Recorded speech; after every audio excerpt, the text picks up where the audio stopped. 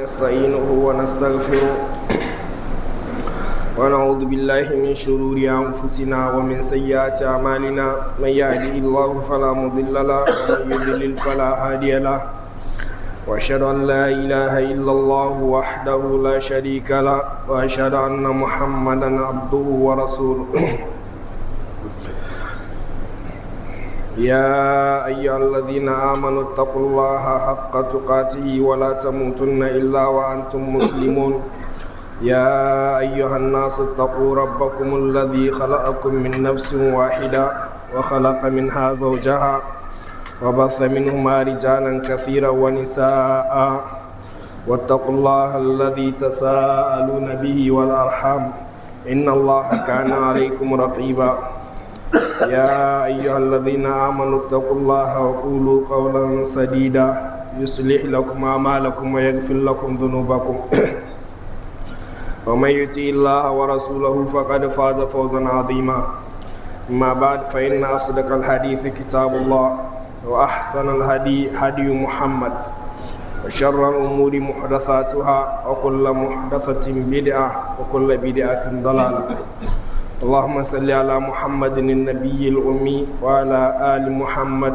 كما صليت على إبراهيم وعلى آل إبراهيم وبارك على محمد النبي الأمي وعلى آل محمد كما باركت على إبراهيم وعلى آل إبراهيم في العالمين إنك حميد مجيد عباد الله تعالوا نستفيد درسا من سني خديجة رضي الله عنها مع رسول الله صلى الله عليه وسلم حين رجع من غار حراء يخشى على نفسه أن كان جنا مسه فقالت متيقنة بلسان صدق كلا والله لن يخزيك الله أبدا وعللت فقالت إنك لتصل الرحم وتصدق الحديث وتحمل الكل وتكسب المعدوم وتقري الضيف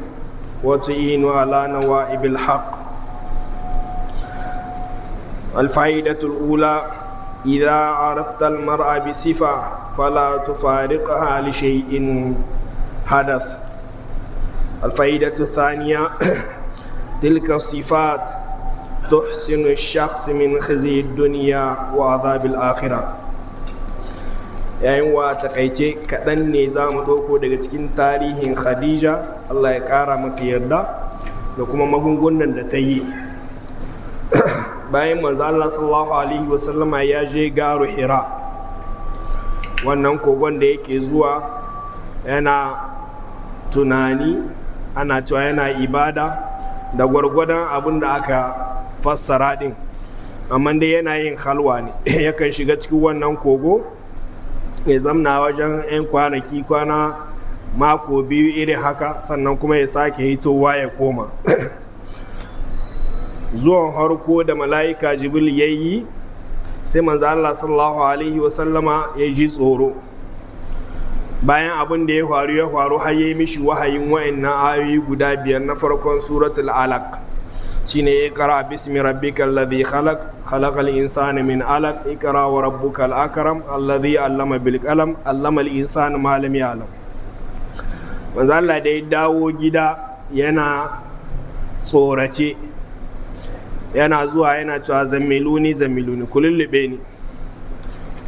Abin farko da ta yi shine sai ta lullube shi din kamar yadda yake cewa.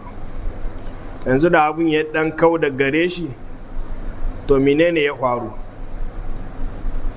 Shine yake gaya mata, sai yake cewa ina jiye makai na tsoro ka a ta wani shaidanin aljani zai cutar da ni ko ya sami ni hauka.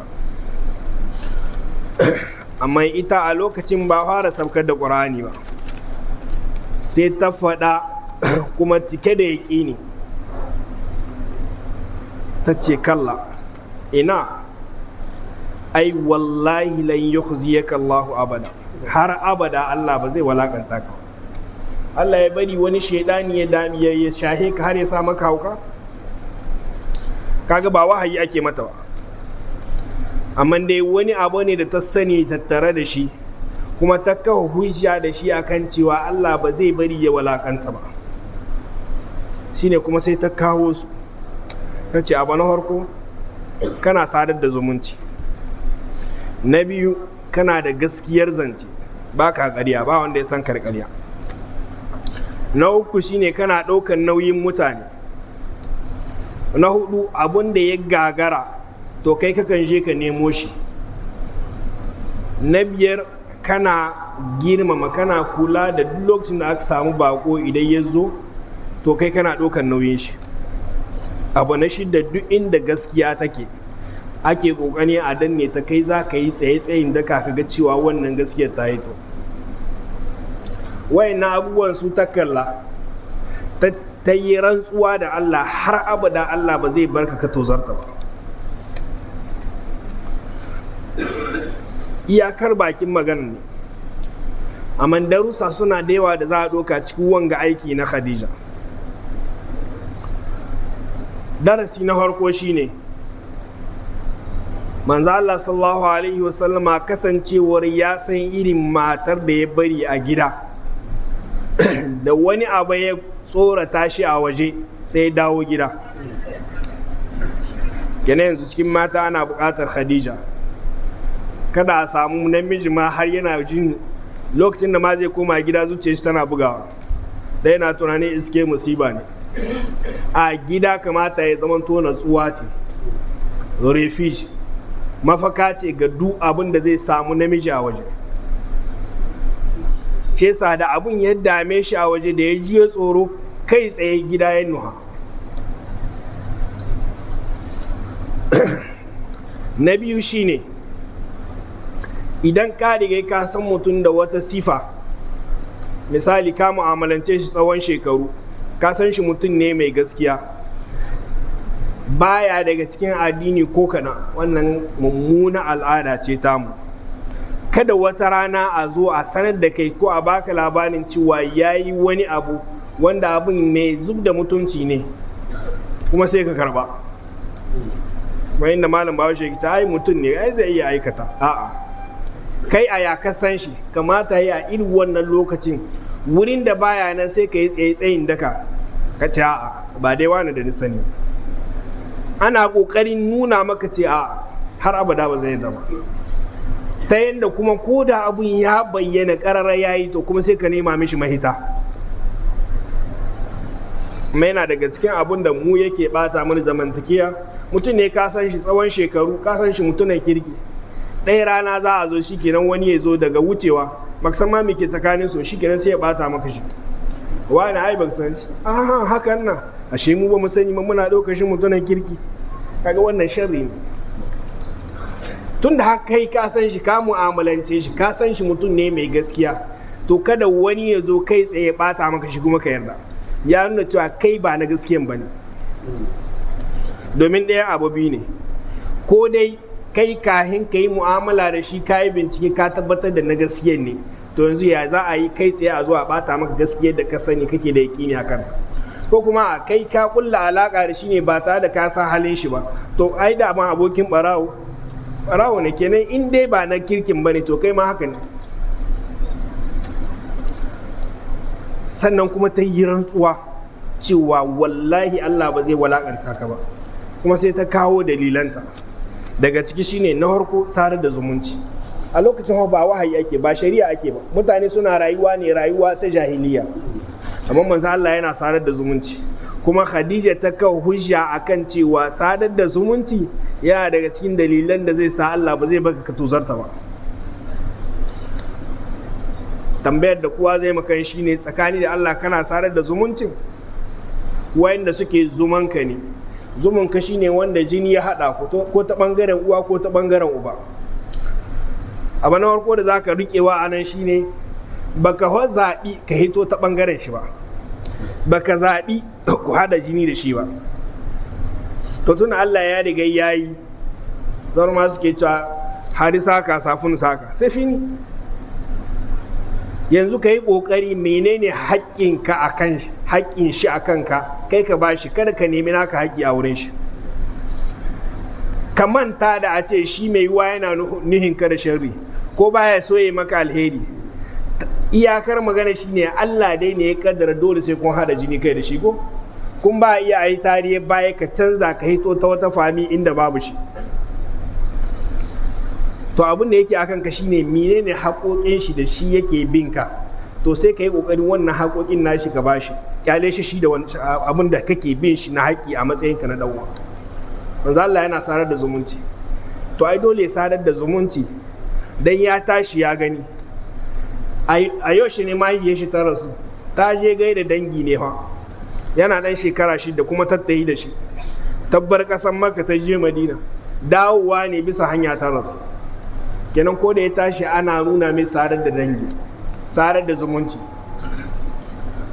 to yana daga cikin illa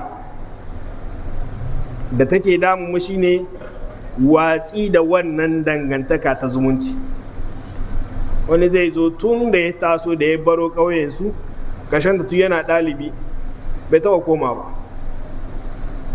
to an shi ba koma ba, wanda kuma suka taso suka zo ba su iske ɗan uwansu ba, ma'ana ba ka tarbe su a matsayinka na ɗan uwansu ba. Yau shi za a sa ranka ɗauki ɗiyanka ka zo ka nuna musu.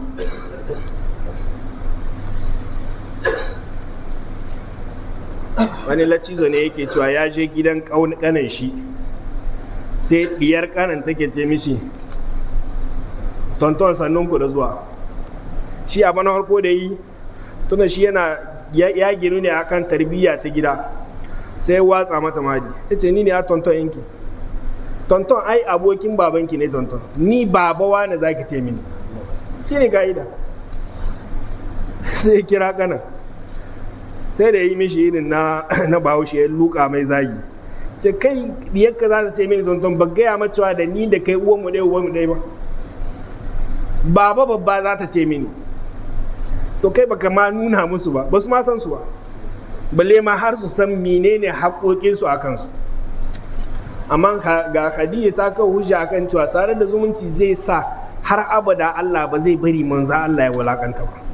A lokacin Muhammad ne gayan shi, ta ce har abada wallahi Allah ba zai bari ka walakanta ba. Dalilin ta na harko shine tasdiqul hadis. Manzo Allah mutum ne wanda yake faɗin gaskiya,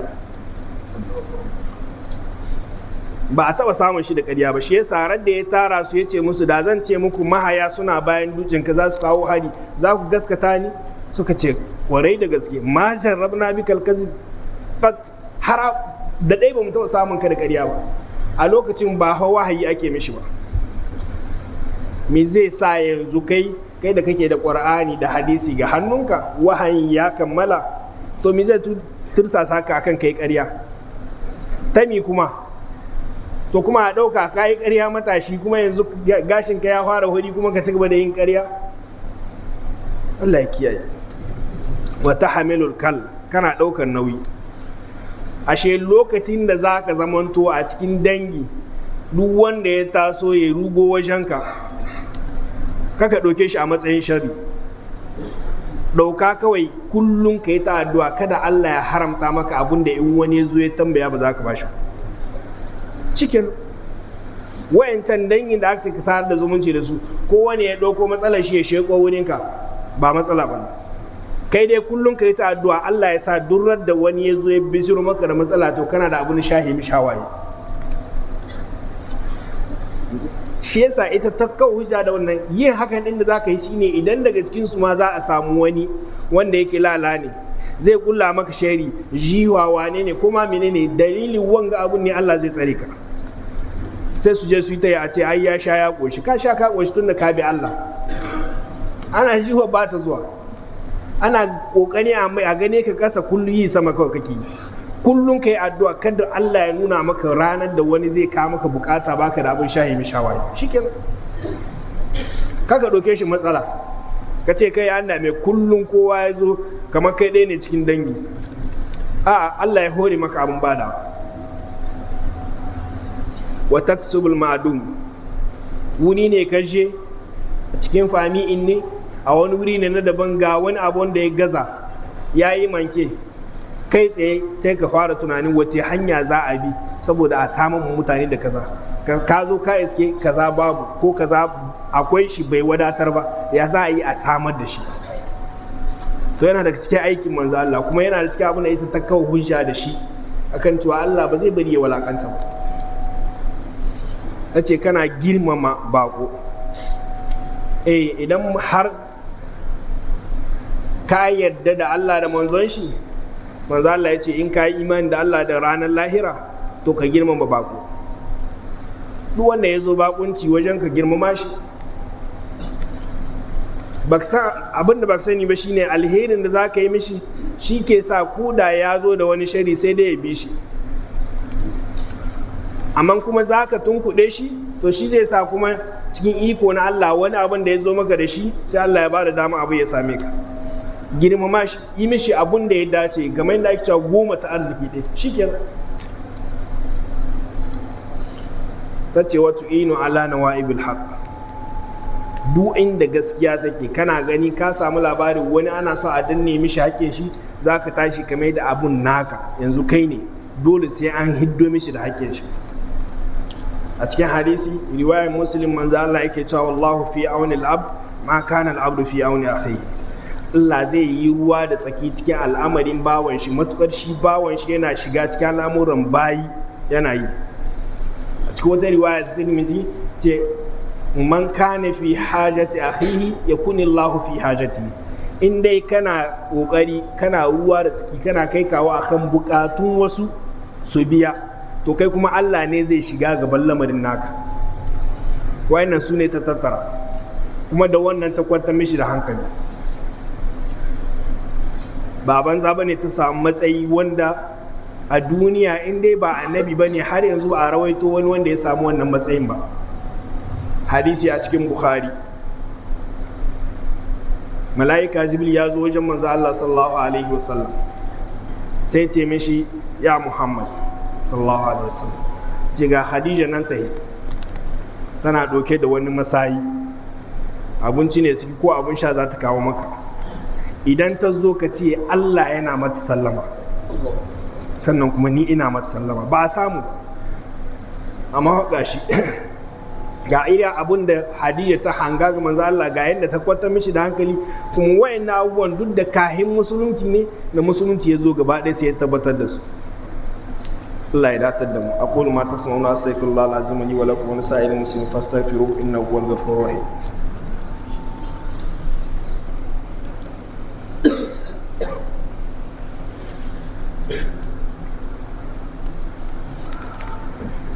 إن الحمد لله نحمده ونستعينه ونستغفره ونعوذ بالله من شرور أنفسنا ومن سيئات أعمالنا من يهده الله فلا مضل له ومن يضلل فلا هادي له وأشهد أن لا إله إلا الله وحده لا شريك له وأشهد أن محمدا عبده ورسوله. أما بعد، اللهم صل على محمد وعلى آل محمد وبارك على محمد وعلى آل محمد كما صليت وباركت على إبراهيم وعلى آل إبراهيم إنك حميد مجيد. Juste un petit résumé sur la vie de Khadija et comment elle s'est comportée vis-à-vis du prophète alayhi salatu wassalam. Il faut juste rappeler que Khadija a été une épouse modèle, un refuge pour le prophète sallallahu alayhi wa sallam. Et à partir de là, c'est à ça, c'est ce qu'on attend de toute femme, qu'elle soit cette épouse modèle, une confidente, un refuge pour son mari. Voilà que quand il s'est retrouvé dans la grotte de Hira et qu'il a été effrayé par cette créature qu'il a vue, il n'est pas allé quelque part parce qu'il sait qu'il a laissé derrière lui un refuge, donc sa femme Khadija radiyallahu anha. Malheureusement aujourd'hui il y a des hommes qui ont peur même de rentrer à la maison. Ils quittent le bureau, déjà le cœur commence à battre parce qu'il se dit que déjà il va trouver un problème à la maison. La maison devrait être cette sérénité-là, ce calme. Normalement, tout ce qui lui arrive, il devait trouver cette sérénité-là, ce calme-là, une fois qu'il rentre chez lui. Et c'est ça, c'était ça Khadija. Et Allah subhanahu wa ta'ala n'est pas injuste. Il l'a récompensé de la plus belle des manières. C'est la seule. Le prophète alayhi salatu wassalam, Il dit khayru nisa'iha Khadija. La meilleure des femmes, c'est Khadija. Et c'est fini. La meilleure des femmes, c'est Khadija. Et voilà la preuve. Un jour, c'était l'ange Gabriel, alayhi salam. Il était venu au peuple du prophète, alayhi salam, et voilà Khadija qui venait. Il dit, ya Muhammad, voilà Khadija qui vient vers toi. Elle avait dans sa main une tasse, c'est à boire ou à manger et t'apporte. Quand il sera là, dis-lui qu'Allah subhanahu wa ta'ala transmet-lui les salams d'Allah subhanahu wa ta'ala. Et le mien aussi. Aucune autre femme, c'est certain. De Ève jusqu'à aujourd'hui. Pourquoi? Voilà comment elle s'est comportée.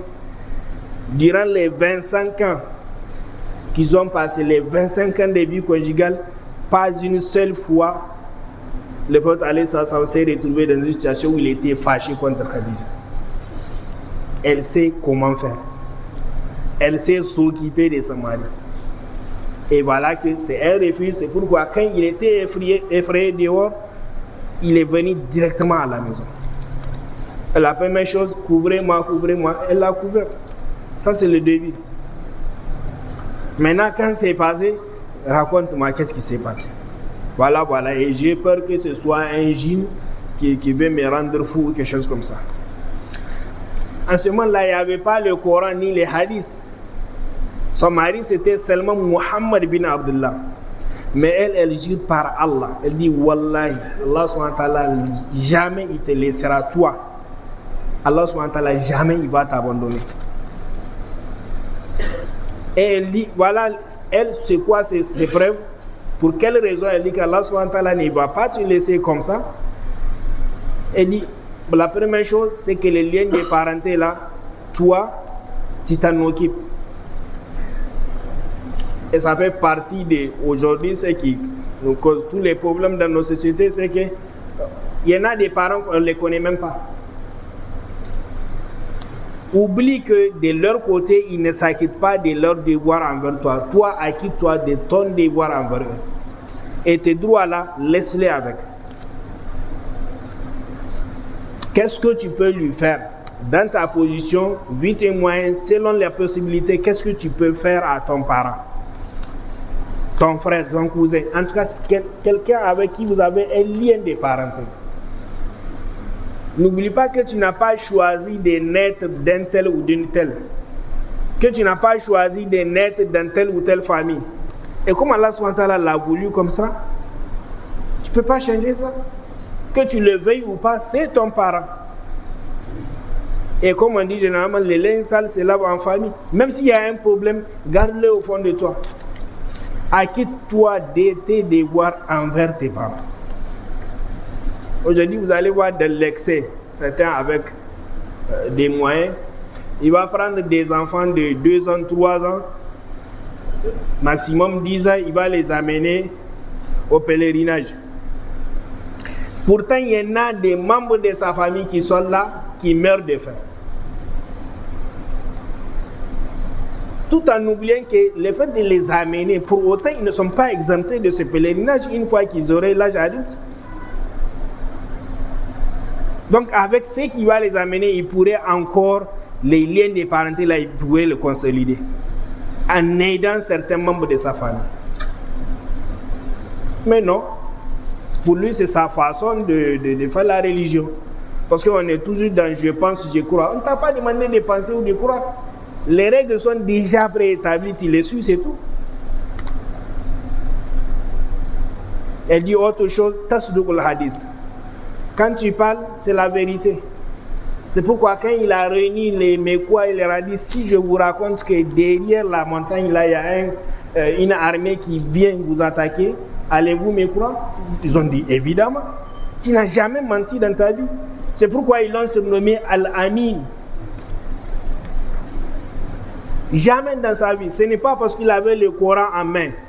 Il n'était que Muhammad. Mais il n'a jamais menti dans sa vie. Pourquoi mentir? D'accord, que tu l'aies fait pendant que tu étais encore jeune. Aujourd'hui, avec des cheveux gris, tu vas mentir pourquoi? Au moment où tu devais normalement t'occuper de ta tombe. Pourquoi? Et malheureusement, tu vas voir à longueur de journée, dans les stations radio et télé, tu entends des gens, tu sais que c'est une personne âgée. Elle dit des choses qui n'existent pas. Et pourtant, cette personne-là, elle prie, ça fait pitié. Qu'Allah subhanahu wa ta'ala nous conforme à ce qu'il aime et agrée. À chaque fois qu'il y a des gens, dès que les gens ont des problèmes, ils viennent vers toi. Ne prends pas ça comme un problème. Continue à prier à Allah subhanahu wa ta'ala qu'il ne te manque pas de quoi satisfaire à leurs besoins, de quoi satisfaire à leurs demandes. Mais quand tu considères que c'est un problème, pourquoi c'est tout le monde, tout le temps, toujours c'est moi, non, c'est pas un problème. Il faut déjà remercier Allah subhanahu wa ta'ala le fait que toi tu ne vas pas vers les gens qui demandent, tu ne vas pas vers les gens demander. Donc c'est vers toi qu'on vient, c'est déjà un bien. Et prie Allah subhanahu wa ta'ala chaque fois que tu ne manques pas de quoi accéder à la demande, de quoi les satisfaire. Et la vie continue. Il y a quelque chose qui manque, il n'y a pas quelque chose qui vient, c'est dans la famille élargie, dans le quartier, les gens manquent de telle ou telle chose, tu fais tout pour que les gens trouvent satisfaction. À chaque fois, tu es dans les occupations des autres. Quand tu as un étranger, tu l'honores, tu l'accueilles avec tous les honneurs dus à cet étranger. Et à chaque fois, quand il y a un homme, il y a quelqu'un qu'on obéit, et qu'il y a un droit qui paraît qu'il y a une autre qui veut lever les fesses pour que la justice soit rétablie. C'était à la révélation, et à la révélation, c'est confirmé. Et dans ta vie, essaye de et Allah n'est jamais te laisser en pâture. J'aime tes ennemis là, tout le temps à te voir terre, il n'est jamais ce jour.